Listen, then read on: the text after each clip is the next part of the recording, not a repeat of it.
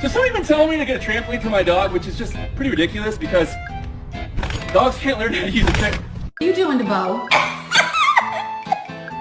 Are you okay, Bo? I'm dying.